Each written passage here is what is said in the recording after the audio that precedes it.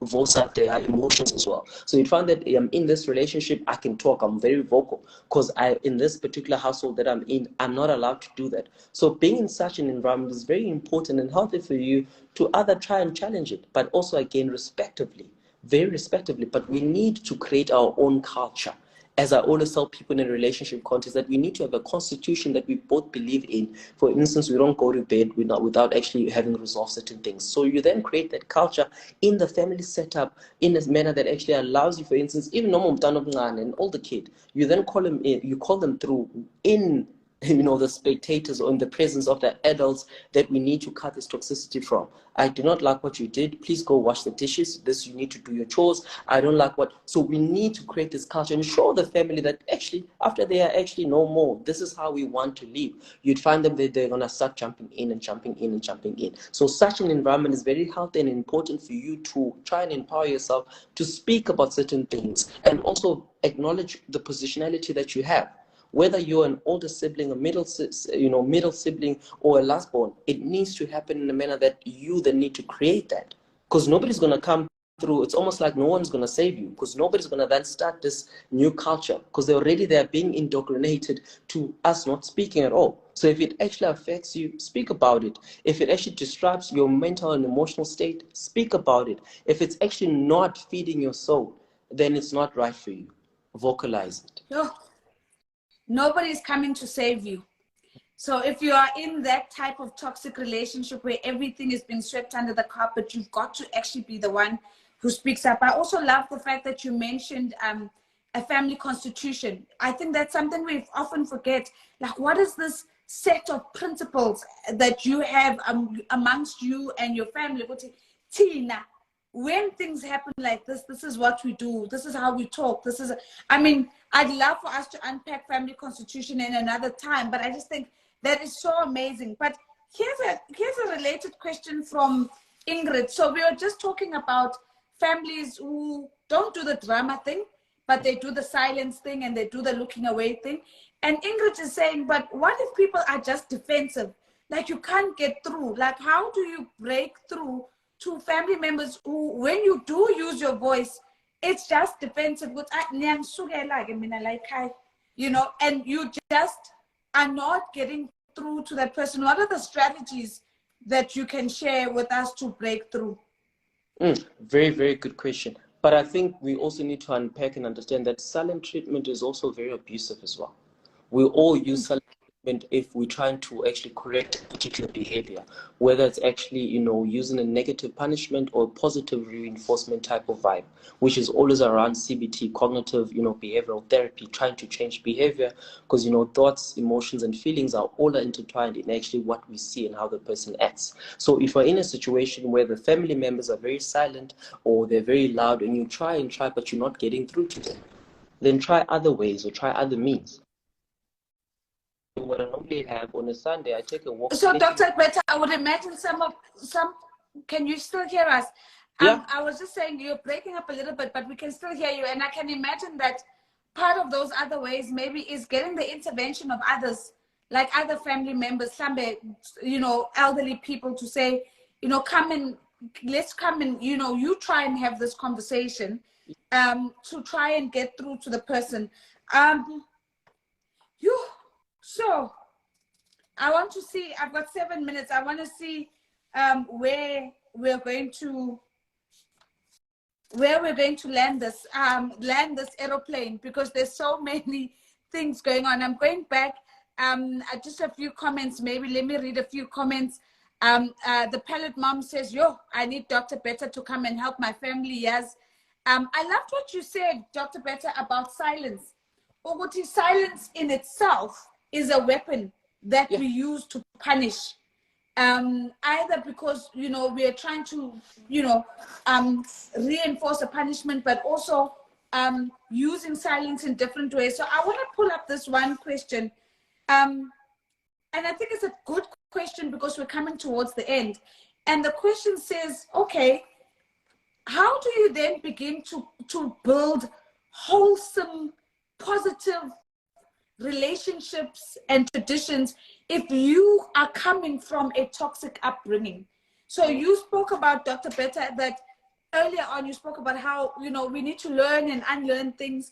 If you've been raised toxic all your life and you realize that I'm the problem, I'm the one whose people are having to survive me because this is who I am and this is how I've been raised. What are the steps one can take to really break free from their toxic family, but also being a toxic person yourself, so that you can be a bit better? That's very good, because I think what we need to also unpack there is that we may come from unprivileged backgrounds, but it doesn't make our minds, you know, unprivileged as well. So it's important to understand that I may come from a toxic environment. It does not make me a toxic person. I may express traits of being, you know, of toxicity, but it's not I. So what we normally do when a person says, I know you're a bad person, we tend to internalize that in our overall entirety of human being.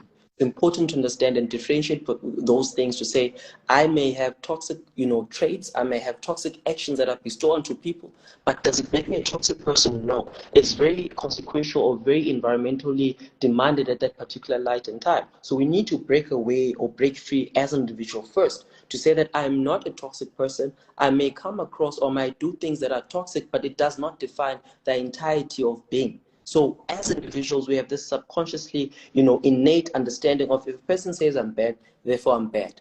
So if I meet a different person, I already know that I'm bad. So we tend to take negativity, you know, very easily. From 100, it's negative. I'm going to be there. So it's important to understand that for you to then to break free, to say, I was that person. We need to also have forgiveness in that process, in that journey as well, to say, okay, I may have come from this particular relationship or dynamic. I've also bestowed this and this and that. And the reason why most of my relationship did not work, because I feel like I'm the bad person, I'm the toxic person. Then it's fine. Let me forgive myself for those things. But let me not judge myself or look myself with eyes of yesterday. Because today brings new fresh pair of eyes. Today brings new possibility and hope. So therefore, do not hold yourself captive to things that you used to do. So I think that is the forgiveness part that I'm actually referring to, is that live yesterday, live what happened the day after or that other day, but see yourself as a tomorrow. Hence, a lot of people use Monday as a new set. We're setting a different clock. They use certain days to actually say, this is where I'm starting. So it's important for you to firstly start to say, I am starting a new journey. I'm breaking free or away from what people perceive me as, and this is the new venture that I want to be at. And I'm forgiving myself, and I'm a beautiful new person.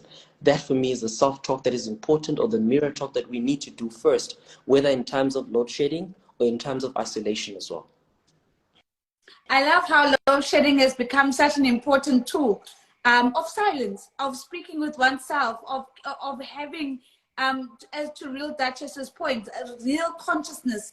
But I love the idea of also forgiving yourself, and to say that I might have toxic traits, but I'm not a toxic person. But for me, I would say, what do I then do about those toxic traits, right? How do I then live with more consciousness? As in situations like this, I tend to show up like this, and I can see how that's toxic. I can see how that, you know, makes me a perpetrator, or even makes me a bystander in a toxic relationship. So I've got 2 minutes left. What would be your final word, Dr. Betta, to everybody who joined in tonight, who sent us amazing questions? You know, we started off with the question of, how do I manage toxic family relationships? What would be your parting words to all of us tonight?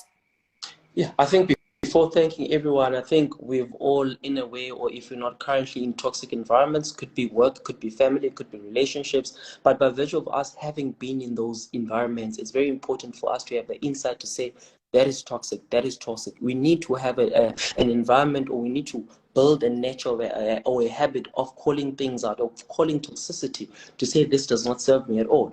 But also, you gain more respect when you call certain thing that is unhealthy to you, especially in a relationship dynamic or in a family dynamic. Or I'm scared of that girl, I don't want to date such girls. Those are men who are actually fearing, who have tails underneath their, you know, it's important for you to be and visualize yourself as that person, because you are a healthy being. A person who has insight, I do not mean or refer to a person who is not actually open to listen to other perspective. Okay, so it's important for us to allow ourselves to be in environments and in positions where we are inspired by other people, but also having the ability to be empowered and know that, listen, toxicity is a thing of the past. Toxicity is something that I can call out and easily relate and easily diagnose, but it does not make me, it does not actually define who I am. So guys, yeah, thank you so much for joining in. There's a lot. I'm sure you can see, Nosy, there's a lot, but the fact that you took it, time, and we appreciate that.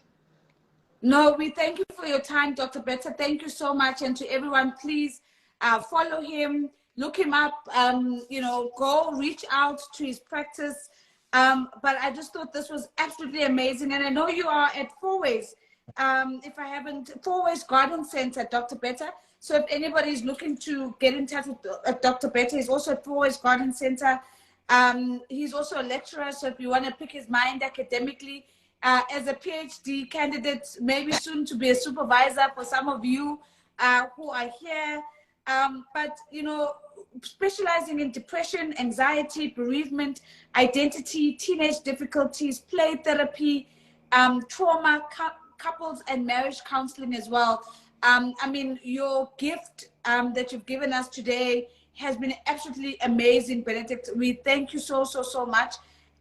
We are, to everyone else, just remember we're going to be uploading this on our YouTube channel. It will not be saved as a live on Instagram, so don't look for it. It's going to be on the YouTube channel. We're going to upload it. And remember, we've got Mentorship Mondays on Mondays and Therapy Thursday on Thursdays. Thank you so much for joining. And Dr. Beta, I think we all feel better already. Siyabonga. Thank you. Thank you, ma'am. Good night. Good night, everyone.